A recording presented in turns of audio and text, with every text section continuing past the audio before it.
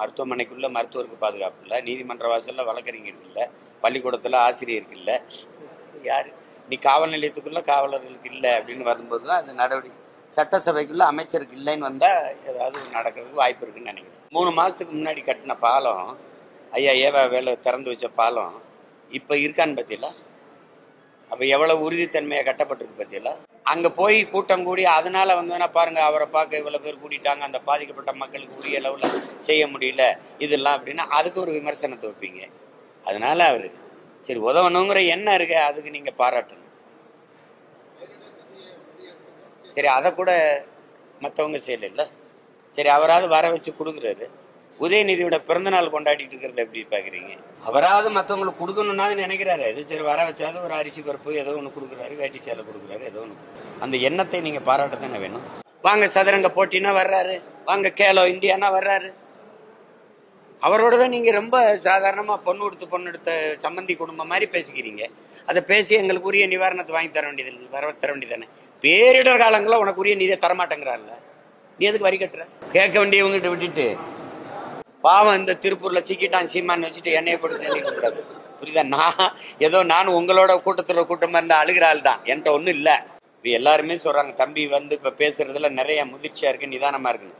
அது மாதிரி இங்க இருக்கிற கொஞ்சம் பேரை படிக்க அனுப்பி அவர் எங்க படிச்சாரோ அங்க அனுப்பிவிட்டா கொஞ்சம் என்னப்பா அனுப்பிவிட்டா கொஞ்சம் நல்லா இருக்குன்னு நான் நினைக்கிறேன். 26 தேர்தலை எதிர்கொள்வதற்கான முன் தயாரிப்பு ஒவ்வொரு மாவட்டமா சந்திச்சு பேசிட்டு வரோம்.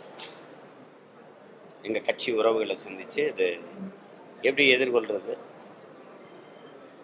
அது நாட்கள் ரொம்ப குறைவா இருக்குல்ல, அதனால வேகமா இன்னைக்கு இங்க, நாளைக்கு கோவை, அப்புறம் உதகை, நீலகிரி, அந்த மாதிரி ஒவ்வொரு மாவட்டத்திலையும் சந்திச்சுட்டு போயிட்டு இப்போ அதுக்கான இந்த களப்பணி தயாரிப்புக்கு தான் இப்போ இங்கே வந்திருக்கேன். அது தொடர்ச்சியாக நடக்கிறது தான். இது ஈரோடோடு திரும்பி போயிட்டேன் போன தடவை. இப்போ திருப்பூர்லேருந்து தொடங்கும். வேற ஏதாவது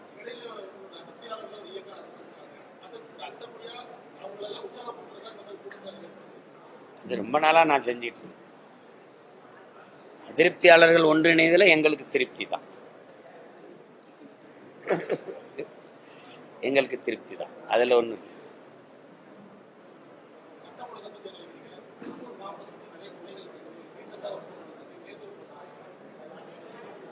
சட்டம் இருக்கு, ஒழுங்கா இருக்காங்கிறதான் பிரச்சனை. இங்க அது இருக்கிறது இல்லை. ஏன்னா இங்க வந்து குற்றங்கள் தடுக்கணுங்கிற நோக்கம் இல்லை, அதுக்கான செயல்முறை இல்லை. உங்களுக்கு தெரியுது என்னன்னு.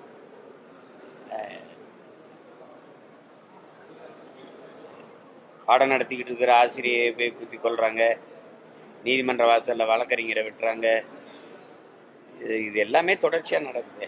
அது ஒன்றும் நீங்க கேள்வி கேட்கிற அளவுக்கு இருக்கு சட்டமும் ஒழுங்கும். இவ்வளவு பெரிய கட்டமைப்பு, சீமான் யாரோட பேசுறாரு, அவர் எங்க போறாரு, இவர் முகநூல்ல என்ன பதிவு போடுறாரு, இதையெல்லாம் கண்காணிக்கிற முடியல அரசியல். இப்ப நான் யாரோட பேசுறேங்கிறது எல்லாரும் பதிவு பண்றாங்க, நீங்க பேசுறது இவ்வளவு வலுவான கட்டமைப்பு வச்சிருக்கிற ஒரு இந்த மாதிரி ஒரு கொலைக்கான திட்டமிடல், அது முன் தயாரிப்பு, அதெல்லாம் நடக்கும்போது கண்டு உணர்ந்து அதை தடுக்க முடியலையா? ஒரு கொடுமை தான். யாருக்குமே பாதுகாப்பு இல்லைன்னு வருது. மருத்துவமனைக்குள்ள மருத்துவருக்கு பாதுகாப்பு இல்லை, நீதிமன்ற வாசல்ல வழக்கறிஞருக்கு இல்லை, பள்ளிக்கூடத்துல ஆசிரியருக்கு இல்லை, யாரு நீ காவல் நிலையத்துக்குள்ள காவலர்களுக்கு இல்லை அப்படின்னு வரும்போது தான் அது நடவடிக்கை. சட்டசபைக்குள்ள அமைச்சருக்கு இல்லைன்னு வந்தா ஏதாவது நடக்கிறதுக்கு வாய்ப்பு இருக்குன்னு நினைக்கிறேன். புரியுது? வேற அரசின் நடவடிக்கை மழை வெள்ளத்துக்குள்ள மூழ்கிருச்சு, நல்லா ஆழமா மூழ்கிருச்சு. 3 மாசத்துக்கு முன்னாடி கட்டின பாலம், ஐயா ஏவா வேலை திறந்து வச்ச பாலம் இப்ப இருக்கான்னு பத்தியில, அப்ப எவ்வளவு உறுதித்தன்மையா கட்டப்பட்டிருக்கு பத்தியில. ஒரு நாடு தன் மக்களின் பயன்பாட்டிற்கு ஒரு அரசு கட்டுகிற ஒரு மேம்பாலம் இந்த தரத்துல இருந்ததுன்னா அந்த தரத்துலதான் ஆட்சி இருக்குது. நேத்து கட்சி அதுக்கு முந்தா நாள் கட்சி ஆரம்பிச்சு நேத்து ஆட்சிக்கு நடக்குது அப்படின்னா பரவாயில்ல. 60 ஆண்டுகளா 2 பேர் தான் மாறி மாறி நீங்க ஆட்சி செஞ்சிருக்கீங்க. ஒவ்வொரு முறையும் பெருவெள்ளத்தை எதிர்கொள்வதும் சேதங்களை நாங்க எதிர்கொள்வதுமா இருக்கு. குறிப்பா கடலூர், இந்த வாட்டி இது திருவண்ணாமலை, கள்ளக்குறிச்சி, திண்டிவனம் இணைஞ்சுக்கிடுச்சு. கடலூர் ஒவ்வொரு முறையும் பாதிக்கப்படுது, சென்னை ஒவ்வொரு முறையும் பாதிக்கப்படுது. அதுக்கான காரண காரியங்களை கண்டுணர்ந்து அதை சரி செய்யறதானே நிரந்தர தீர்வா இருக்க முடியும். அந்த நேரம் நாங்க தத்தளிச்சு நிற்கும் போது உணவு பொட்டலம் கொடுக்குறோம், உங்களுக்கு சோறாக்கி போட்டோம், உங்களுக்கு நிவாரணம் கொடுத்தோம், அது உடனே தண்ணி இறைச்சி ஊற்றணும். தண்ணி எப்படி இறைச்சி ஊத்துறாங்க? உங்களுக்கு காணொலி காட்டுட்டா, இந்த தெருவில் இருக்கிற தண்ணி எடுத்து இந்த தெருவில் ஊத்துறாங்க, இங்கிருந்து தண்ணி ஊற்றி அந்த தெருவில் ஊத்துறாங்க, அங்கிருந்து எடுத்து இந்த தெருவில் ஊத்துறாங்க. இதெல்லாம் ஒரு ஆட்சி முறை நீங்க சொன்னீங்க.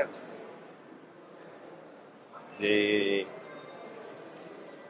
நம்மளை நாமே வெக்கி தலை குனிஞ்சு நடக்கணும். இப்படிப்பட்ட ஒரு ஆட்சியாளர்கள்ட்ட சிக்கி கொண்டு வாழ்ற நிலைமைக்கு நம்ம இருக்கிறோமேங்கிறது ஒரு பெருத்த அவமானம் தான்.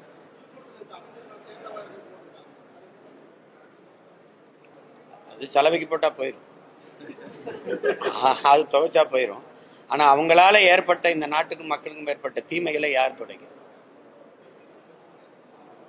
சொல்லுங்க, நீங்க சொல்லுங்க.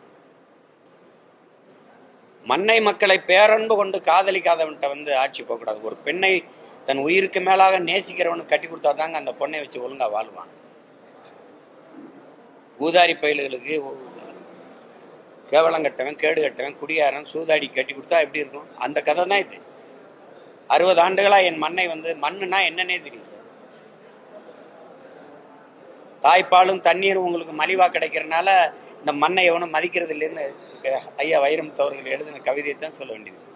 அவனுக்கு அது அருமை புரியல. காலுக்கு கீழே மிதிபடுறதுனாலே இந்த மண்ணை அவனுக்கு சாதாரணமா பட்டுச்சு. இது மண்ணா? தாயின் மடி இல்லையா? எல்லாத்தையும் வெட்டி தின்றணும். மலையை வெட்டி தின்றணும், மரத்தை வெட்டி தின்றணும், மண்ணி தின்றணும், பூமியை குடஞ்சி மீத்தேன் ஈத்தேன் எடுத்துடணும். அப்புறம் என்ன இருக்கும்? அப்புறம்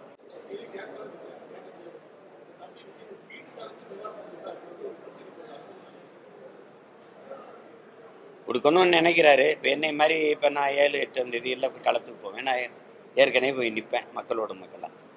அவரால் போய் அப்படி நிற்க முடியாது, பிரச்சனை இருக்குல்ல. அவர் போய் அங்கே நின்னா பாதிக்கப்பட்ட மக்களின் கூட்டம் விட அவரை பார்க்கணுங்கிற கூட்டம் அதிகமாக வந்துடும். அப்புறம் அந்த பிரச்சனையை வேற சமாளிக்கணும். நீங்கள் அங்கே போய் கூட்டம் கூடி அதனால பாருங்க, அவரை பார்க்க இவ்வளோ பேர் கூட்டிட்டாங்க, அந்த பாதிக்கப்பட்ட மக்களுக்கு உரிய அளவில் செய்ய முடியல இதெல்லாம் அப்படின்னா அதுக்கு ஒரு விமர்சனத்தை வைப்பீங்க. அதனால அவரு சரி உதவணுங்கிற எண்ணம் இருக்கு, அதுக்கு நீங்க பாராட்டணும். சரி அதை கூட மற்றவங்க செய்யல. சரி அவராது வர வச்சு கொடுக்குறாரு. உதயநிதியோட பிறந்தநாள் கொண்டாடிட்டு இருக்கிறத எப்படி பாக்குறீங்க? உதய விழா அதை எப்படி பாக்குறீங்க நீங்க? சொல்லுங்க. அதுல போய் மாண்புமிக்க அமைச்சர் பெருமக்கள்லாம் கலந்து கொண்டு பாராட்டி பேசுறதெல்லாம் எப்படி பாக்குறீங்க?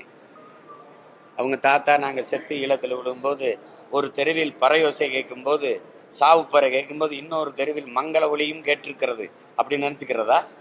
அதே இதுக்கு பொருத்திக்கிறதா? எப்படி அவராது மற்றவங்களுக்கு கொடுக்கணும்னா நினைக்கிறாரு. இது சரி வர வச்சாலும் ஒரு அரிசி பருப்பு ஏதோ ஒண்ணு கொடுக்குறாரு, வேட்டி சேலை கொடுக்குறாரு, ஏதோ ஒண்ணு.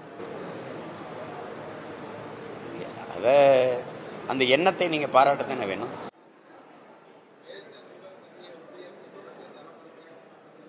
நீங்க ஒன்றிய அரசுக்கு ஏன் வரி கொடுக்குறீங்க? ஒன்றிய அரசே உங்க அரசு தானே, உங்க சம்மந்தி அரசு தானே. நீங்க பாட்டுக்கு போறீங்க, பாக்குறீங்க, தேநீர் சாப்பிடுறீங்க, காலையில மகன் சந்திக்கிறீங்க, மாலையில அப்பா சந்திக்கிறாரு, முதலமைச்சர் சந்திக்கிறாரு, விளையாட்டுத்துறை அமைச்சர், இப்ப துணை முதல்வர் வேற. நீங்க தான் எந்த நேரம் பார்க்க முடியுது, பேச முடியுது. வாங்க சதுரங்க போட்டினா வர்றாரு, வாங்க கேலோ இந்தியானா வர்றாரு. அவரோட தான் நீங்க ரொம்ப சாதாரணமா பொண்ணு எடுத்த சம்பந்தி குடும்பம் மாதிரி பேசிக்கிறீங்க. அதை பேசி எங்களுக்கு உரிய நிவாரணத்தை வாங்கி தர வேண்டியது, தர வேண்டியதானே. பேரிடர் காலங்களில் உனக்கு உரிய நிதியை தரமாட்டேங்கிறாருல, நீ எதுக்கு வரி கட்டுற? ஒரு கேள்வி நீங்க சொல்லுங்க. இந்தியாவை ஆண்டு கொண்டிருக்கிற இந்த இந்திய ஒன்றிய அரசுகள் இருக்குல்ல, இது காங்கிரஸ் அரசு, பாரதிய ஜனதா, காசு ஏது? மத்திய அரசு நிதின்னு ஒண்ணு சொல்றாங்கல்ல, அந்த நிதி ஏது? இந்த மத்திய அரசுக்குன்னு வருவாய் பெருக்கத்துக்கு என்று எதுவும் இருக்கா? தொழில் இருக்கா? இல்ல ஏதாவது இருக்கா? மாநில அரசுகள் கொடுக்கிற நிதி தானே. முதல் இடத்துல மகாராஷ்டிரா, 2வது இடத்துல இருக்கிறவன் இந்தியாவில் நான் தானே. எனக்கு இந்த புயலை தானே நீங்க சொல்றீங்க. பெஞ்சாலோ ஏதோ ஒரு புயல் வந்திருக்கு சாகுன்னா அதுல கொடுக்கு. தானேக்கு, ஓகிக்கு எதுக்கு கொடுத்துருக்கீங்க? ஏன் அப்ப நீங்க கொடுக்குற? தர முடியாது போ அப்படின்னு சொன்னா நீ என்ன பண்ணுவ? அடுத்த நாள் அமலாக்கத்துறை ரைடு வரும், உள்ளதுக்கு போடுவான். அதுதானே பயந்துக்கு கிடக்குற. என்ன ரைடு போடுவ நீங்க? நீங்க இது மட்டுமா பாரபட்சம்ங்கிறது? இது மட்டுமா? குஜராத்ல ஒரு மீனவனை வந்து பாகிஸ்தான் கடற்படை கைது பண்ணிருச்சுனா நீ உடனே உன் கடற்படை ராணுவம் போய் திரட்டி போய் அவனை மீட்டிட்டு வருது இல்ல?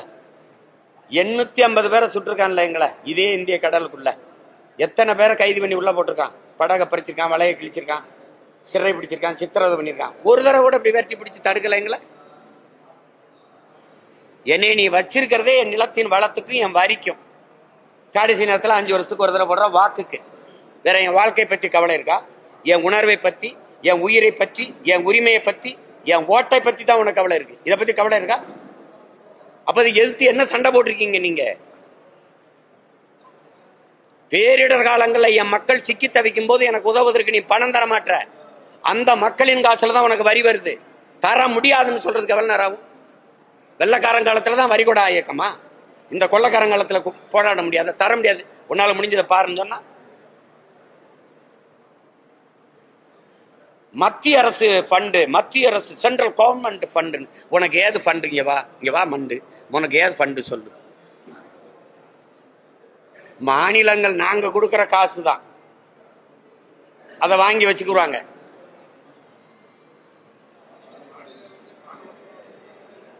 அதுக்கு நீங்க என்ன சண்டை போட்டீங்க? என்ன சண்டை போட்டீங்க? கூட்டணி வச்ச ஐயா சந்திரபாபு நாயுடைய மாநிலத்திற்கும், கூட்டணி வச்ச ஐயா நிதிஷ்குமார் மாநிலம் பீகாருக்கும் ஆந்திராவுக்கும் நிதிநிலை அறிக்கையில ஒதுக்கப்பட்ட நிதி எவ்வளவுன்னு தான் உங்க எல்லாருக்கும் தெரியுமே. 40 பாராளுமன்ற உறுப்பினரை போய் வச்சுக்கிட்டு அங்க என்ன பண்ணீங்க? ஏன் இதை கேட்கல? சரி, போன தடவை தூத்துக்குடியில சிக்கணும்ல, அப்ப பேரிடருக்கு நிதி தந்துருச்சா? தரல இல்ல. அதை எந்த இடத்துல போய் எழுப்புனீங்களா? இந்த பாராளுமன்றத்தில் கேள்வி எழுப்புனீங்க, பேசுனீங்களா? ஒவ்வொரு முறையும் நீ இதே செய்யறீங்களா? அப்புறம் நீங்க கேட்க வேண்டியவங்கிட்ட விட்டுட்டு பாவம் இந்த திருப்பூர்ல சிக்கிட்டான் சீமான்னு வச்சுட்டு என்னைய போட்டு புரியுதா? நானும் உங்களோட கூட்டத்தோட கூட்டமா இருந்தா அழுகிற ஆள் தான், என்கிட்ட ஒண்ணும் இல்ல.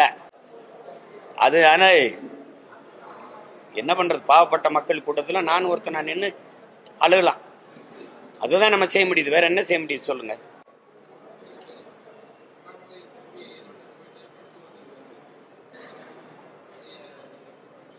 இது வரவேற்கிறேன், தம்பியை வாழ்த்துறேன். படிச்சுட்டு வந்ததுக்கு வாழ்த்துக்கள், அவ்வளவுதான். அது இப்ப எல்லாருமே சொல்றாங்க தம்பி வந்து இப்ப பேசுறதுல நிறைய முதிர்ச்சியா இருக்கு, நிதானமா இருக்குன்னு. அது மாதிரி இங்க இருக்கிற கொஞ்சம் பேரை படிக்க அனுப்பி, அவர் எங்க படிச்சாரோ அங்க அனுப்பிவிட்டாரு. அனுப்பிவிட்டா கொஞ்சம் என்னப்பா அனுப்பிவிட்டா கொஞ்சம் நல்லா இருக்குன்னு நான் நினைக்கிறேன். அது அவரு தேடல் அவசியம். ஒரு புதிதாக ஒன்றை தெரிந்து கொள்வோம், கற்றுக்கொள்வோம்னு நினைக்கிறத வந்து அது குறை சொல்ல முடியாது. அவர் கற்றுட்டு வந்ததுல மகிழ்ச்சி தான்.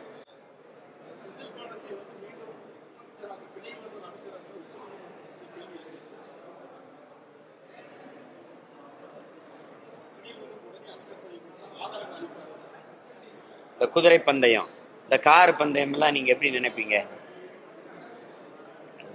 உங்களுக்கு தெரியும், எப்படி சொல்லுவீங்க? அதெல்லாம் பணக்காரங்க வேலை.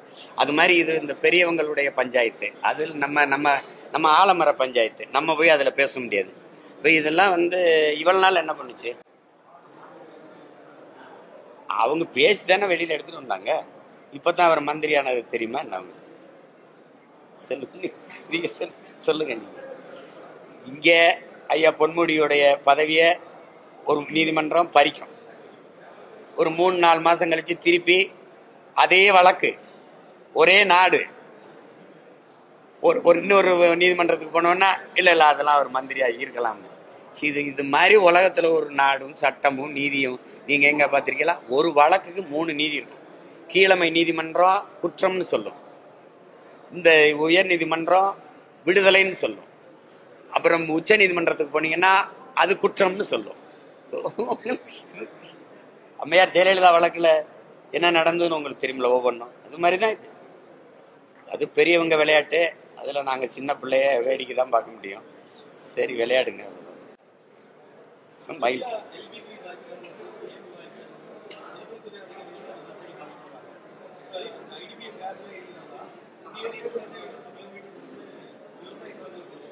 என்கிட்ட கேள்வி கேட்கிறீங்களா? அந்த கோபம் எங்க? நீங்க கொண்டு போய் என் மக்களுக்கு சொன்னீங்களா? கேரளாவில இருந்து தானே வருது இந்த கையில் எரிவாயு, இந்த வாயு.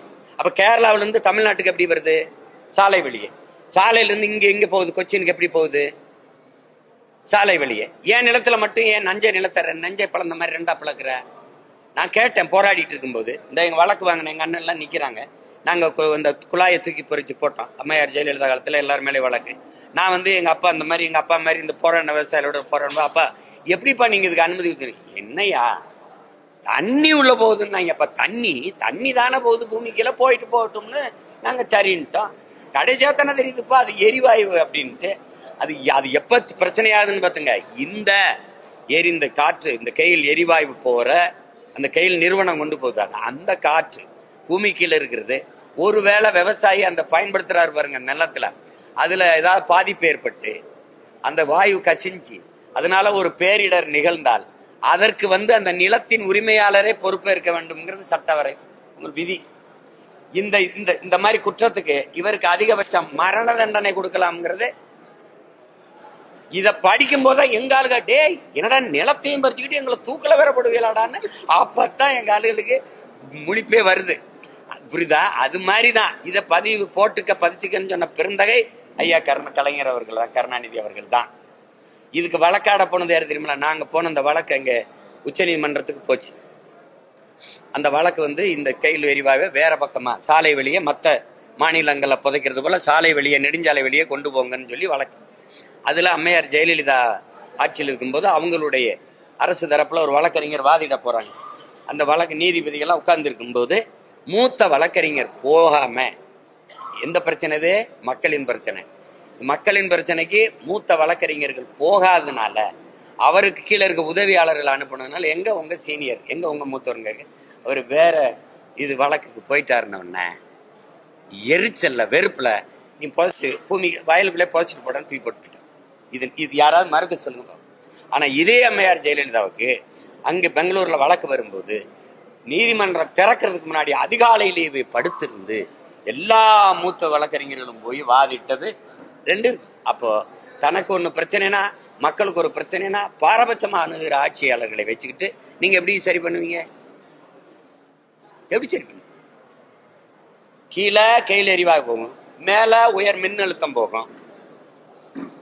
என்னப்பா விவசாயம் எங்களுக்கு நாங்க எப்படி விவசாயம் பண்றது சொல்லுங்க நீங்க? அவ்வளவு அறிவானவர்கள்ட்ட நம்ம ஆட்சி அதிகாரங்களை கொடுத்துட்டு அப்புறம் அழுது பயன் இருக்கு? ஒன்னும் செய்ய முடியாது. நீங்க எல்லா கேள்வியும் என்கிட்ட கேக்குறீங்க. இன்னொரு 2 வருஷம் கழிச்சு கேளுங்க. காங்கயம்